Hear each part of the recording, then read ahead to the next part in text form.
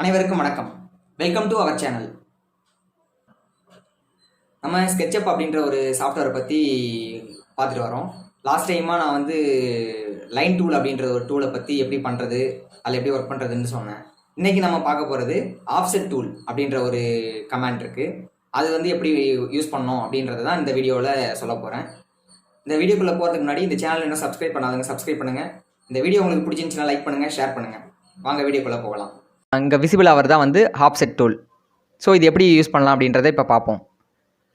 நான் ஒரு rectangular box போட்டுக்கிறேன்.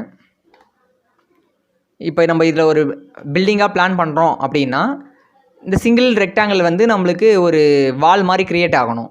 ஸோ வால் வேணும் அப்படின்னும் போது அதுக்கு நம்ம இந்த ஆஃப்செட் டூலை யூஸ் பண்ணணும். இப்படி உள்ளே வச்சு நீங்கள் கிளிக் பண்ணிங்க அப்படின்னா உங்களுக்கு இப்போ நம்ம போட்டிருக்க ஷேப் மாதிரியே வேறு ஒரு ஷேப் உருவாகும். அதுக்கு நம்ம டைமென்ஷன் கொடுத்து என்டர் கொடுத்தோம் அப்படின்னா உங்களுக்கு அந்த சைஸுக்கான உண்டான வால் ஆர்ட் க்ரியேட் ஆகும். இப்போ நான் ஒரு 9 inches கொடுத்து என்டர் கொடுக்குறேன். எனக்கு க்ரியேட் ஆகிடுச்சு. உள்ளே வச்சு கொடுத்ததால எனக்கு இப்போ உள்ளே வால் க்ரியேட் ஆகிடுச்சு. இல்லை எனக்கு வால் வெளியே வேணும், இந்த பாக்ஸுக்கு வெளியே எனக்கு அந்த சைஸ் வால் வேணும்னா இப்போ வெளியே வச்சு கொடுக்கணும். வெளியே வச்சு நான் அதே 9 inches கொடுத்தேன். எனக்கு வெளியும் வால் க்ரியேட் ஆகிடுச்சு.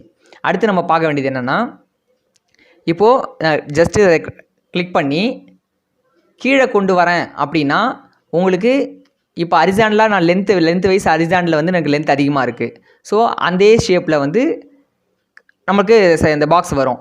அதையே இதை மேலே கொண்டு போகிறேன் அப்படின்னா உங்களுக்கு இந்த வெர்டிக்கலில் என்ன சைஸஸ் இருக்கோ அந்த சைஸஸில் உங்களுக்கு பாக்ஸ் க்ரியேட் ஆகும்.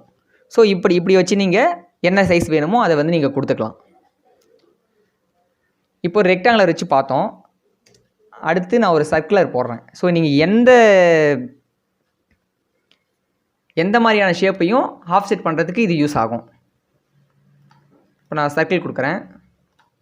சேம் அதே மாதிரியே சர்க்கிள் வந்துடுச்சு எனக்கு. இப்போ நான் இதில் ஆஃப்செட் கொடுக்குறேன்.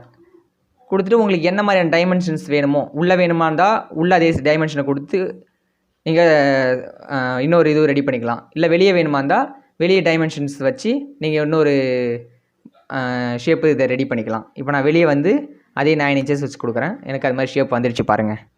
ஸோ இதுக்கு தான் நம்ம ஆஃப்செட் டூலு யூஸ் ஆகுது. இப்போ இன்றைக்கி ஆஃப்செட் டூலை எப்படி யூஸ் பண்ணுறதுன்றதை பார்த்துருப்போம். அடுத்த வீடியோவில் இன்னொரு டூலை பற்றி நம்ம பார்க்கலாம். தேங்க்யூ.